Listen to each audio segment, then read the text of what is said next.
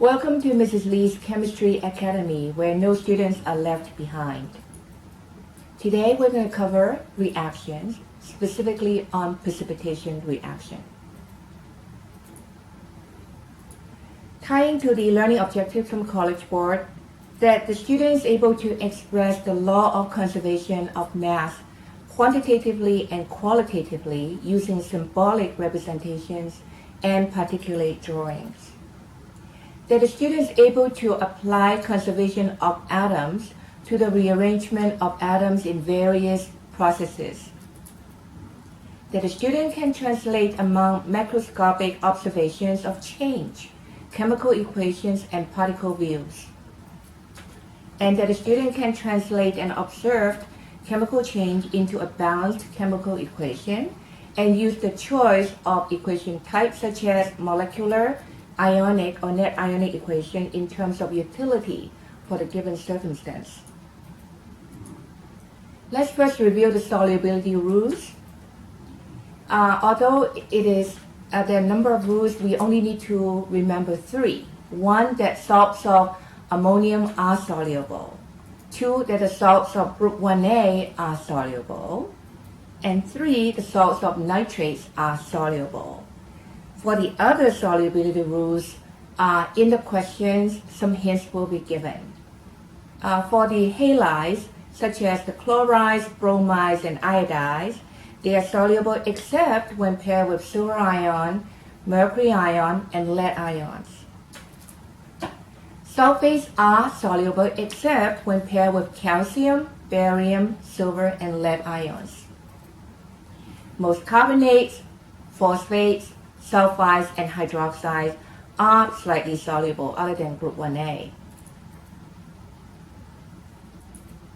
Now, in terms of representing the precipitation reactions, there are three ways to represent it. First one being molecular equation, such as lead nitrate solution when mixed with potassium iodide solution produces lead iodide, the yellow precipitate, and potassium nitrate solution.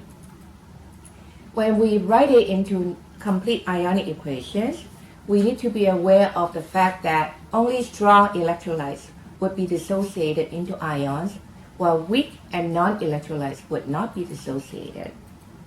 Therefore, we would take the lead nitrate and dissociate into lead ion and 2 moles of nitrate ions, and the potassium iodide into potassium and iodide ions.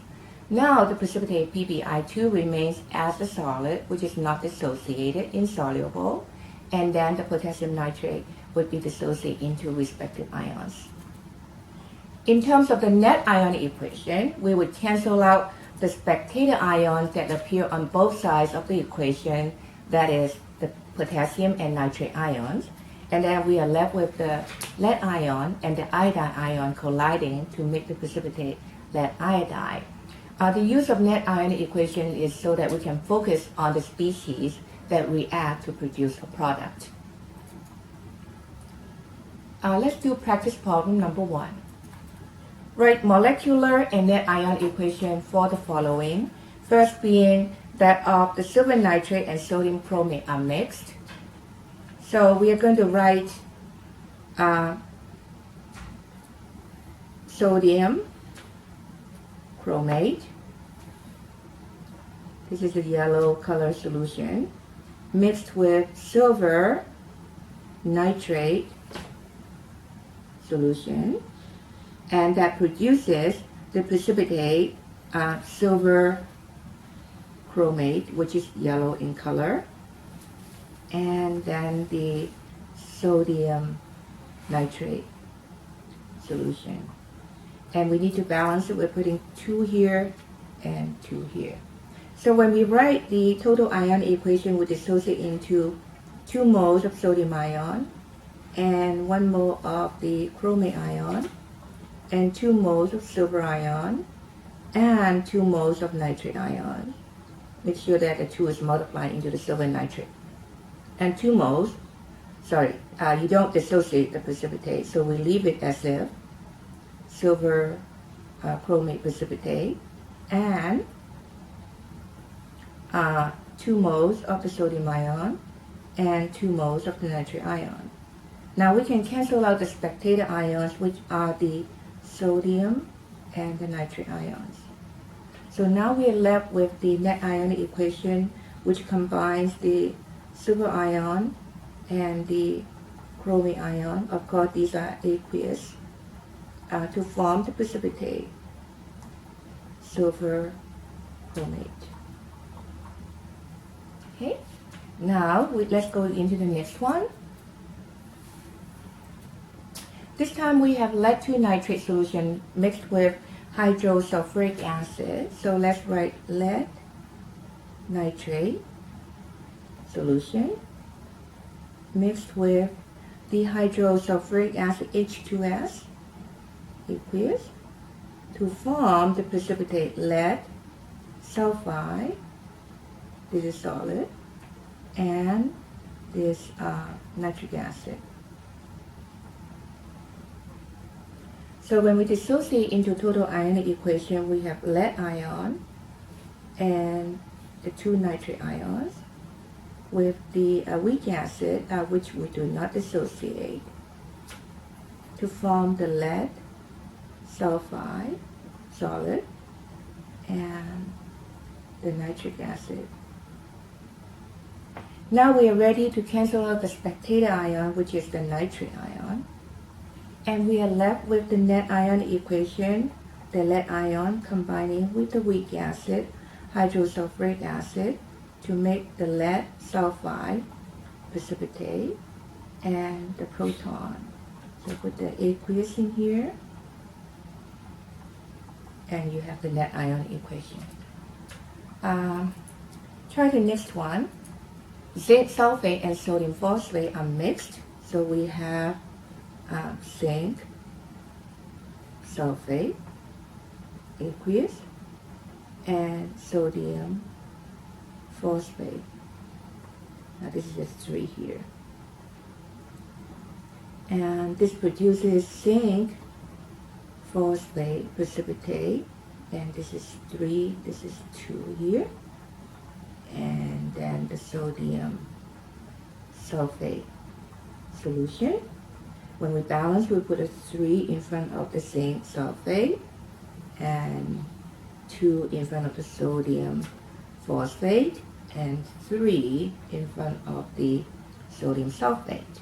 So when we write net ion, a total ion equation, we dissociate the zinc sulfate into zinc ion and sulfate ions, and we dissociate the sodium phosphate into sodium and phosphate ions, and then we do not dissociate the insoluble precipitate, which is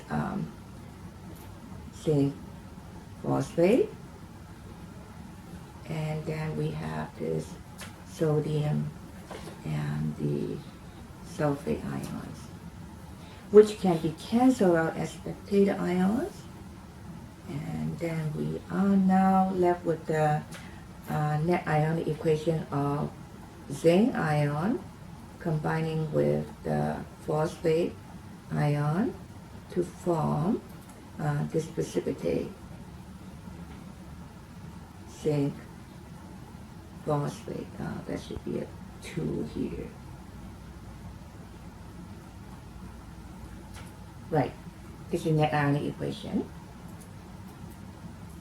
So here's a recap of my earlier work to show you silver and chromate forming silver chromate precipitate. And then you have this lead and hydrosulfuric acid to form lead sulfide precipitate and hydrogen ion. And then lastly, the zinc and phosphate ion to form zinc phosphate precipitate. Here's a particulate drawing. We can actually make use of a particulate drawing to come up with a balanced equation. If you look at the far left-hand side beaker, it contains 4 moles of silver nitrate solution. That means 4 moles of silver ion, 4 moles of nitrate ions. And the middle beaker contains 2 moles of sodium chromate, which is 4 moles of sodium ion and 2 moles of chromate ions. Now they collide, assuming they are in 1 liter container. Now the final precipitate form is the silver chromate, the yellow precipitate, and then you have these spectator ions floating around, which has 4 moles of nitrate ions and 4 moles of silver ions. But remember that now we have increased the volume by doubling it into 2 liters. Therefore, the concentration of the ions should be halved when compared to before. Practice problem number 2. Now here we have 2 sets of solutions. Set 1, ABC, labeled and in no particular order, containing potassium chloride, barium nitrate, and ammonium carbonate. Set 2, labeled D and E, in no particular order, contains sodium sulfate and silver nitrate. Now construct a data chart of the chemicals given to predict precipitation. Write net ion equation for the precipitation reactions. For solution D and E, identify which is sodium sulfate and which is silver nitrate, and then explain. And then for solutions A, B, and C, identify which is barium nitrate. And if I give you a bottle of hydrochloric acid, use it to identify the 2 remaining substances in group 1, A, B, and C. So first, we construct a data chart putting the barium nitrate, ammonium carbonate, and potassium chloride across, and putting the silver nitrate and sodium sulfate down on the vertical column. And then using solubility rules, we conclude that silver carbonate and silver chloride will form precipitate, and also barium sulfate is another precipitate. Now, if you look at that very carefully, we can differentiate between silver nitrate and sodium sulfate, because silver nitrate would produce 2 precipitates and sodium sulfate would only produce 1 precipitate. We can make use of that to differentiate between the 2 substances. Now when we write the net ion equation, first silver ion colliding with carbonate ion forming silver carbonate, then your silver and chloride ion colliding to form silver chloride, and then your barium and sulfate ion collide to form barium sulfate precipitate. So as I said earlier, we can count the number of precipitation to identify which is silver nitrate and which is sodium sulfate. Now once the sodium sulfate is identified, the solution that reacts with it from the set 1 to form a precipitate is barium nitrate, because it forms barium sulfate precipitate. Then we add hydrochloric acid to the remaining solution in that group 1. The one that reacts to form bubble gas, CO2, is ammonium carbonate, and which is illustrated by this reaction, hydrogen ion and carbonate ion forming water and CO2 gas bubbles. Practice problem number 3. We have 0.2 grams of solid iron 3 nitrate added to 75 ml of 0.25 molar sodium hydroxide solution. Assuming no change in volume, the chemical reaction that takes place is represented as iron 3 nitrate and 3 moles of sodium hydroxide to form 1 mole of iron 3 hydroxide precipitate and 3 moles of sodium nitrate solution. Now this is a limiting reactant problem, so identify it and show calculation to support your calculation, your identification. Calculate the moles of the precipitate formed. Calculate the molar concentration of the nitrate ion remaining in the solution, and draw a particulate drawing to represent the result of the reaction after it is complete. Now here is how you solve practice problem number 3. First, we write the balanced equation, and then take the 0.2 grams of iron 3 nitrate divided by the molar mass of 241.88 grams per mole, and tying back to the stoichiometric mole ratio, 1 mole of iron 3 hydroxide comes from 1 mole of iron 3 nitrate, and is calculated as 8.27 times 10 to the minus 4 mole of iron 3 hydroxide precipitate formed. Then we take the sodium hydroxide, which is 75 milliliter, 0.0750 liter, times 0.25 molar, yielding 0.0188 moles of sodium hydroxide. Now tying back to the 1 to 3 mole ratio of 1 mole of iron 3 hydroxide for 3 moles of sodium hydroxide, we obtained 6.25 times 10 to the minus 3 mole of iron 3 hydroxide. Therefore, the iron 3 nitrate is the limiting reactant. And 0.000827 moles of iron 3 hydroxide will be formed.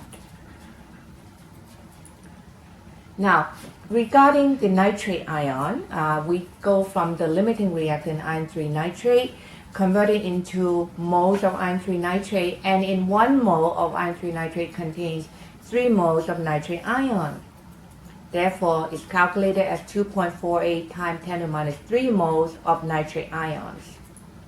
To find the molarity, we divide the moles by the total volume of 75 milliliter.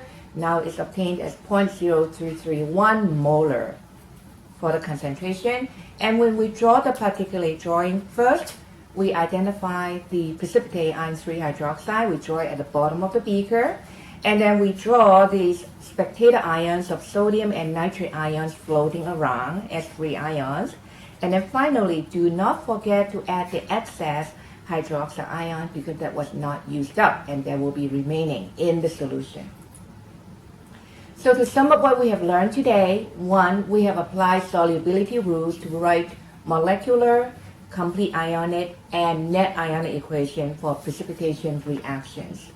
2, we interpretate particulate drawing to represent the law of mass conservation. And 3, we qualitatively identify some unknown solution through precipitation reactions. And lastly, we stoichiometrically determined the limiting reactant in a precipitation reaction, the moles of solid formed, and the concentration of ions floating around. I hope that you have found the above video to be useful to your learning. I welcome any comments from you, and until we meet again next time.